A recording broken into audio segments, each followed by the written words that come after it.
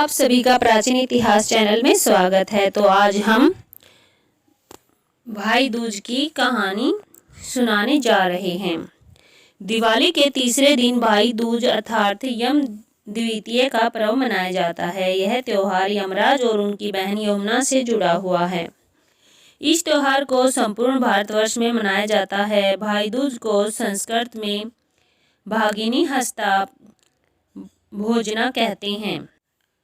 सूर्यदेव की पत्नी छाया के गर्भ से यमराज तथा यमुना का जन्म हुआ।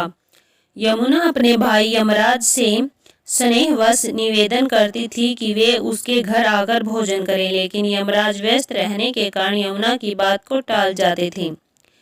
कार्तिक शुक्ल द्वितीया को यमुना अपने द्वार पर अचानक यमराज को खड़ा देकर हर्ष विभोर हो गई। प्रसन्नचित हो भाई का स्वागत सत्कार किया और भोजन करवाया। इससे प्रसन्न होकर यमराज ने बहन से वर मांगने को कहा। तब बहन यमुना ने भाई से कहा कि आप प्रतिवर्ष इस दिन मेरे यहाँ भोजन करने आया करेंगे तथा इस दिन जो बहन अपने भाई को टीका करके भोजन खिलाए उसे आपका भय न रहे। यमराज तथास्तु कहकर यमपुरी चले गई।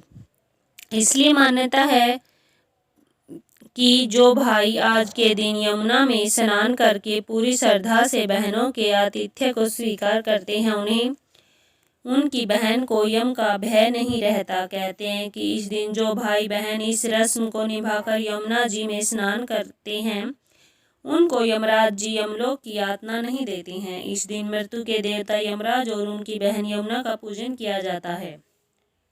भाई दूज पर भाई को भोजन के बाद भाई को पान खिलाने का ज्यादा महत्व माना जाता है। मान्यता है कि पान भेंट करने से बहनों का सौभाग्य अखंड रहता है। भाई दूज की एक और कहानी। एक बहन के 7 भाई थे। वह उन्हें बहुत प्यार करती थी। उसका पति अपने माँ बाप का इकलौता बेटा था, जिसके होने पर की गई मनौतियों को पूरा न करने से देवता प्रसन्न थे। क्रुद्ध होकर देवताओं ने पुत्र तथा पुत्रवधू को मार डालने का निर्णय किया। उस बहन को किसी तरह इसका पता चल गया। उसके भावी जीवन में आने वाली दुखों की कल्पना करके उपचार के तरीके सोचकर अपने भाइयों से ससुराल जाने की जिद की। यद्यपि वे बिना बुलाए नहीं भेजना चाहते थे, पर बहन के न मानने पर डोली सजा कर भेज दी। उसने अपने पास दूध, मांस तथा ओढ़नी रख दी।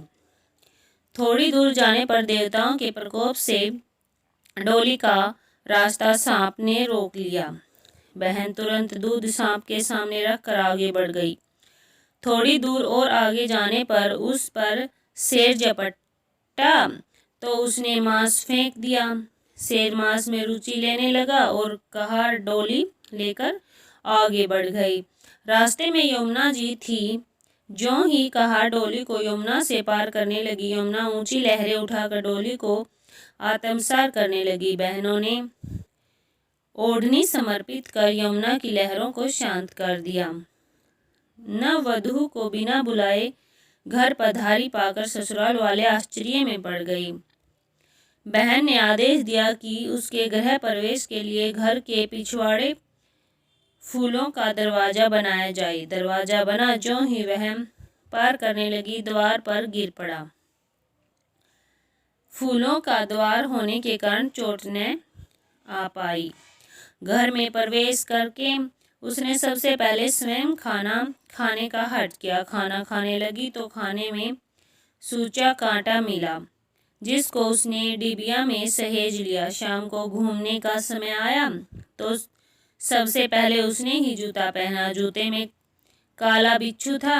उसने वह भी उसी डिबिया में सहेज कर रख दिया।